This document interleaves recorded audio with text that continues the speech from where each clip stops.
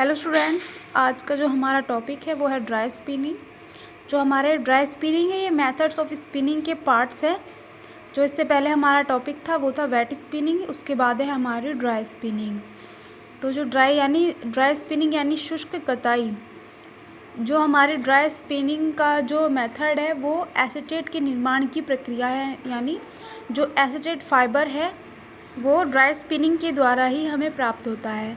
इस स्पिनिंग में क्या होता है, सॉल्यूशन को कई बार फिल्टर्ड किया जाता है, जैसे कि उसमें जो उसकी इम्प्योरिटीज़ होती है यानी जो अशुद्धियाँ होती है, जैसे धूल, मिट्टी, घास फूस आदि को रिमूव किया जाता है, जिससे कि जो ये हमारी इम्प्योरिटीज़ हैं ये सॉल्यूशन में मिलकर कि कोई रुकावट पैदा ना करे या फैब्रिक में किसी डिफेक्ट का कारण ना बने। इसलिए पहले इसको फिल्ट्रेशन किया जाता है सॉल्यूशन को कई बार, उसके बाद आगे की प्रोसेसिंग की जाती है।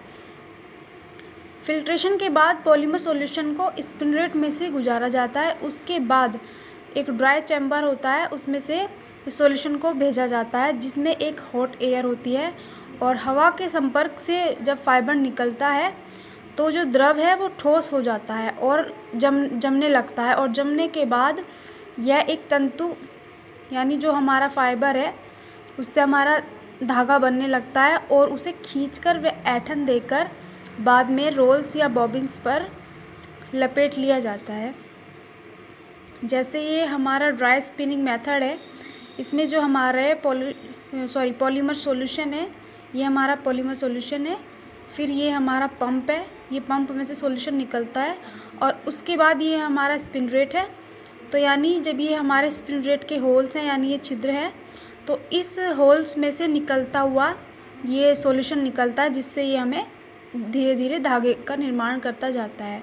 और जो धागे की मोटाई है वो स्पिन रेट के होल्स पे निर्भर करती है। यानी जो हमारे स्पिन रेट के छिद्र हैं वो अगर बहुत बारीक है तो हमारा धागा बहुत बारीक बनेगा, और अगर हमारा स्पिन रेट के जो छिद्र है ये बड़े हैं तो हमारा जो धागा है वो मोटा बनेगा।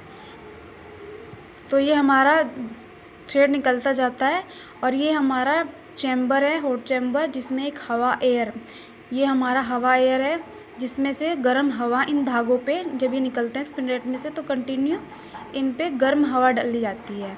और ये जो हमारा पूरा चैम्बर है ये गर्म होता है और जब ये धागे धीरे धीरे निकलते हैं तो इस हवा के संपर्क से ये सूखने लगते हैं यानी ये ठोस हो जाते हैं।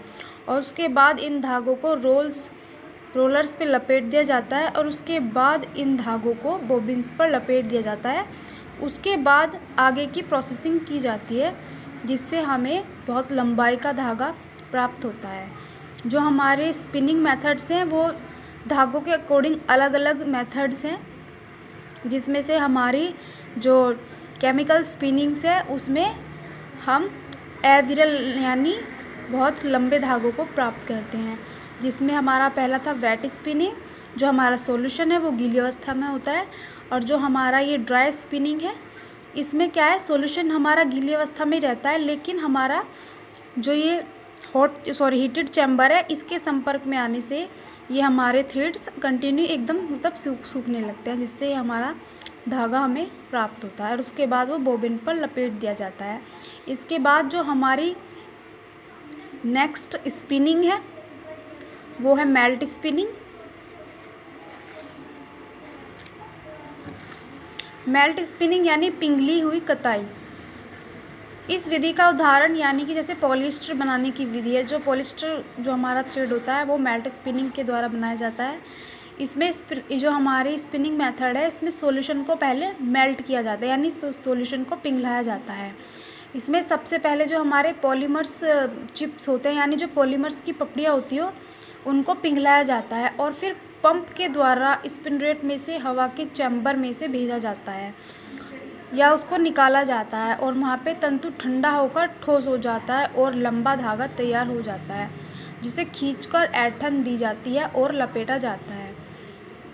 इस स्पिनिंग मेथड में नायलॉन, पॉलिएस्टर, ओफ्लिन फाइबर आदि उत्पादित किए जाते हैं। यानी जो हमारा पॉलीमर ये चिप्स हैं हमारे ये मेल्ट किए जाते हैं। ये हमारा हीटिंग गाइड है, इसमें ये हमारे पॉलीमर चिप्स हैं ये इसमें गर्म हो जाते हैं, उसके बाद ये पिघल के पंप में आ जाते हैं और पंप के बाद ये हमारे स्पिन रेट में से निकलने लगते हैं। जो ये हमारा ये हमारा कूलिंग चैम्बर है। इससे पहले जो हमारा चैम्बर था ड्राई स्पिनिंग में, वो हीटेड चैम्बर था, यानी वो गर्म चैम्बर था जिसमें गर्म हवा दी जाती है। ये हमारा कूलिंग चैम्बर है जिसमें हमारी ठंडी हवा प्रवाहित की जाती है जब स्पिन रेट में से धागा निकलता है। तो ये कूलिंग चैम्बर में से निकलने के बाद ये ठोस अवस्था में हो जाता है और उसके बाद इन्हें रोलर्स पे लपेट दिया जाता है और उसके बाद ये बॉबिन्स पे लपेटे जाते हैं। तो जो हमारी मेल्ट स्पिनिंग है, इसमें जो हमारा सॉल्यूशन होता है वो पिघली हुई अवस्था में होता है और उसके बाद उसको स्पिन रेट में से निकाला जाता है और फिर वो बॉबिन्स पर लपेट लिया जाता है। नेक्स्ट है हमारी बाई कंपोनेंट स्पिनिंग। इस प्रकार की कताई को पॉलीमर को कई बार अलग अलग स्पिन रेट के छिद्रों में से निकाला जाता है, फिर इन्हें खींचकर ऐंठन देकर और फिर इन्हें बटा जाता है और बटने के बाद धागों को स्पूल पर, यानी जो हमारी बॉबिन है उस पर लपेट लिया जाता है। अब जो ये हमारा पॉलीमर चिप्स है, ये जो हमारा पॉलीमर चिप्स है, यानी जैसे हमारे बहुत से टेक्सटाइल फाइबर्स हैं, ये सब मॉलिक्यूल्स यानी अणु से बने हैं और ये जो हमारे नेचुरल और सिंथेटिक फाइबर्स हैं, ये दोनों ही पॉलीमर से बने होते हैं और इनमें फाइबर मॉलिक्यूल ही पॉलीमर कहलाते हैं। यानी जो हमारे पॉलीमर हैं वो यानी मॉलिक्यूल से बने होते हैं, यानी छोटे छोटे अणुओं से मिलकर बने होते हैं और जिसके बाद हम इस पॉलीमर सॉल्यूशन को स्पिनिंग के द्वारा धागे प्राप्त करते हैं।